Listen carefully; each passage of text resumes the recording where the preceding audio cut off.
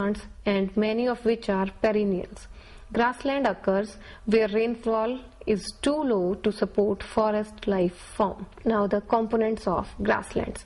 Like any ecosystem, grassland also comprise abiotic components and biotic components. The abiotic components includes enough of light and inorganic components, especially carbon, hydrogen, oxygen, nitrogen, phosphorus, sulfur, etc. present in air and soil. Biotic components.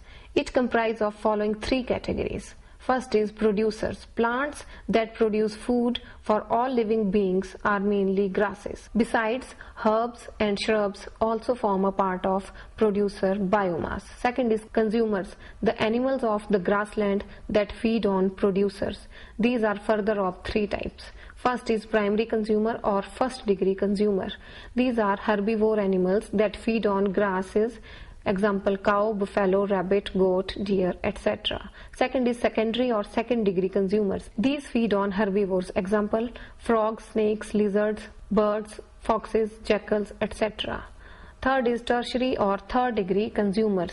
These are those that eat secondary consumers like hawks and lions, etc. Then comes decomposers, which cause decay of the dead organic matter of producers as well as consumers like mucor, penicillium, some bacteria, etc. Classification of grasslands. Depending upon the geographical distribution, grasslands are grouped as: first is tropical grasslands, temperate grasslands and alpine grasslands, and depending upon the soil they are grouped as acid grasslands, mesotrophic grasslands and calcareous grasslands. And the third is depending upon the intensity of agricultural inputs, grasslands are called improved grasslands and unimproved or semi-improved grasslands. Depending upon their structural components, they are classified as tame grasslands, tall grass prairie, mixed prairie and short grass plains. Then comes deserts. The third major ecosystem of world is desert. Any barren region supporting negligible plant, animal and microbial life may be called as desert. The cold area of Antarctica, extreme North Asia and Greenland are thus true but cold deserts. The desert condition may also exist because of physiological means. Functional dryness. The physiological dryness is such a situation when water is physically present in the habitat but is not available to the plants, since it is either in the solid phase, that is ice or snow, or relatively too rich in salts that plants cannot absorb it. Geographers define deserts as lands where evaporation exceeds rainfall. The temperature variations between day and night are very wide in deserts. Types of deserts. Depending upon the rainfall, temperature and other adaptoclimatic conditions, the deserts are generally recognized as hot deserts and cold deserts. Hot deserts are those where weather tends to be warm, since the air gets heated when wind from cold ocean blows to these warm regions. Cold deserts. These are specifically represented by ice caps and tundra region around the poles or the high latitudinal areas like in Himalayas. However, the lack of vegetation here is due to extreme cold. Apart from the two basic types, hot and cold, of deserts, some ecologists recognize the following types as well: warm semi-desert scrub, cool semi-desert, Arctic alpine semi-desert, Arctic alpine desert. All arid deserts have in common low rainfall, high evaporation and wide daily range in temperature from hot by day to cool by night.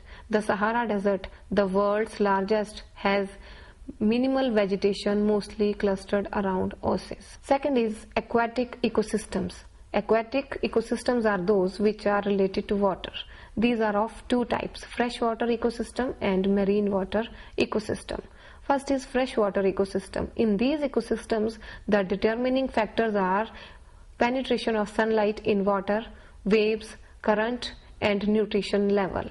These are of three types: ponds and lakes, marshes and rivers or streams. First, ponds and lakes. These are freshwater bodies Temperature is fairly uniform. Oxygen, carbon dioxide and minerals are uniformly distributed as water is stationary. Algae, submerged plants, ciliates, water spiders, turtles, fish, etc. are found in this ecosystem. Second is marshes. These are found in low-lying areas, few centimeters in depth, having turbid water.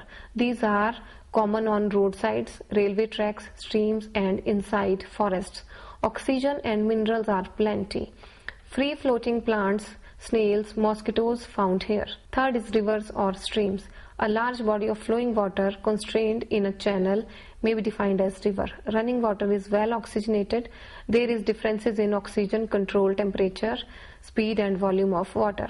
Fish, mink, crocodile, etc. are found in these type of ecosystem. Marine or oceanic ecosystem. Marine ecosystem occupy more than 2/3 of the Earth's surface. Marine ecosystems are characterized by high concentration of salts and minerals. The depth of sea controls the availability of sunlight for photosynthesis, which controls the flora and fauna of these ecosystems.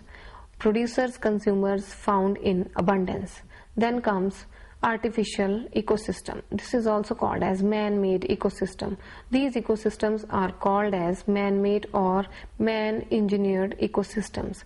Man manages or operates these ecosystems, where he uses energy and manipulate various factors. Due to this, he regularly disturbs the natural balance of ecology. Examples are cropland, wheat, maize, rice fields, etc.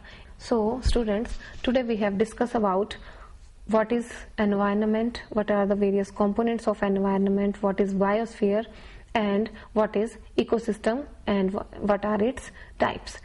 Now these all concepts are related with the environmental education. Environmental education is the education regarding environment.